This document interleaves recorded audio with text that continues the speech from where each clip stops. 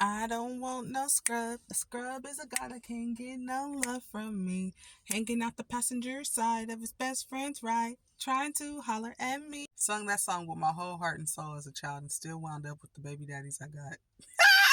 But listen, everybody got to learn. So even though you know what you don't want, that doesn't mean that you're not going to get what you don't want. You actually attract what you focus on the most. So if you focus on, I don't want a man like my dad, I don't want a man like my dad, I don't want a man like my dad, you're going to attract a man like your dad. If you focus on, I don't want an abusive man, I don't want an abusive man, you're going to attract an abusive man. If every single thing that you do is to avoid something, then you're going to attract the thing that you're trying to avoid. Just live your life. Just be you. Just love hard. Just keep God first. And you will attract what is for you.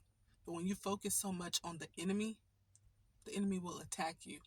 Even though you're focusing on not attracting the enemy will attack you when you spend all your life focusing on him. And I've learned that from my past life experiences. And so I just wanted to share that with y'all. I saw this guy post this list of all the things that a girl cannot have done if she wants to be his girl. And I was just like, wow. First of all, he wants her to still be a virgin. We in our 30s. Second of all, he wants her to have never tried any type of drug at all. And he wants her to basically just be this perfect little poodle and not have a TikTok, not have a Facebook, but he has a TikTok and a Facebook. And it's just funny to me because so many people will sit there and try and project certain things onto you, but they'll be the ones doing it. Like, she can't have a TikTok or a Facebook because that's where the hoes be at. So are you saying that you're a hoe, sir? Because you're on both of those as well. Like, it's a double standard and it cracks me up. God loves everybody. And we're supposed to love everybody too. But at the end of the day, most of the time, we just love people who fit into our version of perfection. This is what I want. So that's the only way I'm going to love you is if you do this.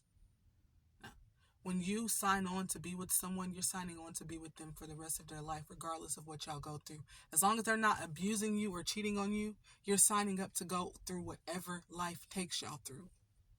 Whether they break their leg, whether they lose a leg, whether they get burnt up and their whole skin changes, whatever. So if one of your qualifications is you have to be light-skinned, okay, what if y'all have a house fire and their skin turns black? Now what?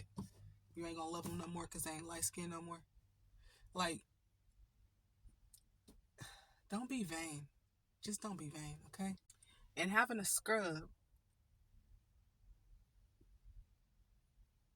mm, mm, mm. Having a scrub just means that you don't value yourself enough. Because if you're willing to get with someone who has literally nothing, that means that you don't value yourself. Either that or you only want to be with someone who needs you. You don't want to be with someone who challenges you. And that's something I went through. Somebody who's on the same level as you or higher intimidates you, so you get with someone who doesn't have anywhere near the intellect that you have, anywhere near the goals that you have. You got to love yourself enough to not allow anyone into your life that isn't going at least halfway where you're going. Love everybody, yes, but everybody doesn't deserve to be in your life. Think about that.